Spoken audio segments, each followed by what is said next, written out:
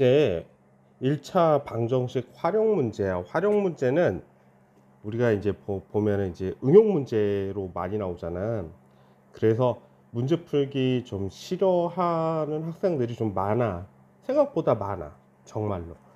그런데 이거를 이제 단계별로 좀 잘 식도 세우고 이제 식을 세우는 방법들을 좀 익혀보면 또 생각보다 어렵지가 않으니까 한번 이제 단계별로다가 내가 만들어 보고 있어. 그래서 이제 1차 방정식 활용 문제는 일단은 식을 세우는 게 중요해. 식을 세우는 게 가장 중요하고, 그다음에 문제를 먼저 파악하고 식을 세우고 그 식에 맞게끔 1차 방정식을 풀어주면 되는 문제야. 그래서 뭐 식 세우는 게 되게 어렵잖아요. 뭐 방정식에 따라서 식을 세우는데 식 세우는 게 가장 어려운데 몇 가지 유형만 익혀보면은 여기에선 진짜 유형이 가장 큰 문제거든. 유형만 잘 익히면 문제 잘 풀 수 있어. 이제 어떻게 풀 거냐면 우리가 이제 문제의 뜻을 파악하고 구하는 수를 x로 놓는다라고 내가 얘기를 했는데 우리가 그런 거야. 뭐 철수는 뭐 철수가 있는데 너무 옛날 이름인가? 내가 가지고 있던 사과가 몇 개가 있는데 그 중에 뭐 동생한테 3개를 줬어. 그랬더니 8개가 남았어. 이렇게 문제 풀었었지. 근데 바뀐 건 뭐냐면 여기에 네모 대신 x가 있는 거야. 철수가 처음 가지고 있던 게 x인데 동생한테 3개를 줬더니 8개가 남았다.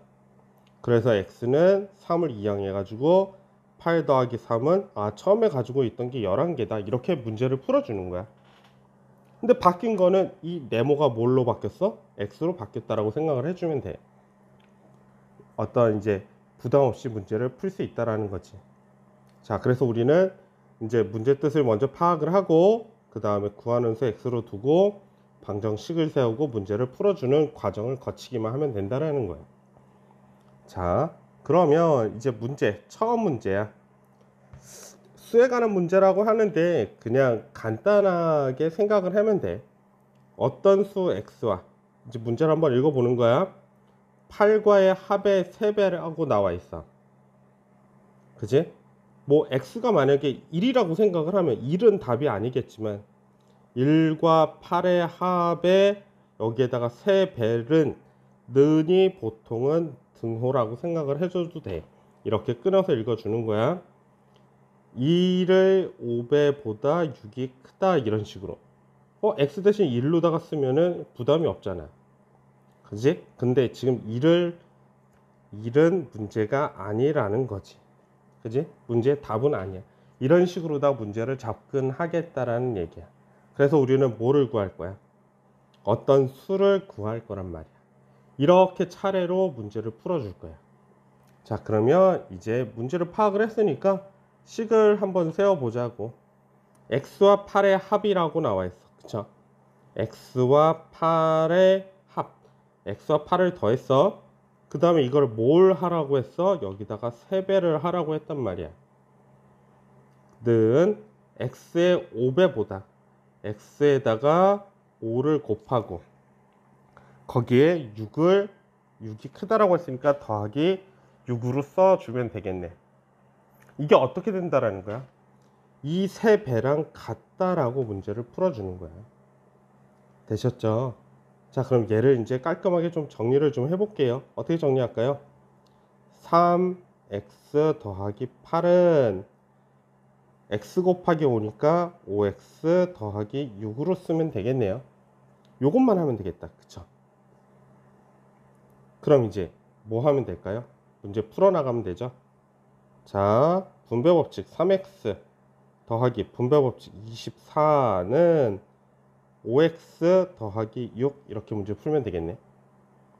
자, 그럼 이항도 해볼게요. 3x 빼기 5x는 마이너스 24 더하기 6. 자, 그러면 3x에서 5x 빼주면 마이너스 2x는 얼마야? 마이너스 18이 되겠네. 그러면 x는 얼마가 돼? 양변을 똑같이 항상 1차 방정식을 풀 때는 x의 개수로다가 나눠주면 돼. x의 개수로 나누면 어떻게? 마이너스 18 나누기 마이너스 2라고 생각하면 되니까 x는 얼마야? 9 이렇게 만들어 주는 거야. 자, x가 9인 거 알았지? 검산도 해볼까요? 자, 9와 8의 합, 9 더하기 8에다가 3을 곱했어. 그럼 얼마야? 17에다가 3을 곱하면 얼마야? 51인가요? 그 다음에 x가 9니까 9 곱하기 5 더하기 6이면 얘도 51이네. 맞네. 그쵸? 그래서 이렇게 검산까지 할 수 있으면 더 좋고, 시간이 이제 되는 대로 검산까지 해주면 완벽한 답을 만들 수는 있는 거겠지. 그래서 방정식 활용이라고 하면 이렇게 차례로 문제 파악해서 식 세우고, 식 세우는 그 유형만 잘 익혀주면 얼마든지 풀 수 있어. 이렇게 풀어주면 됩니다.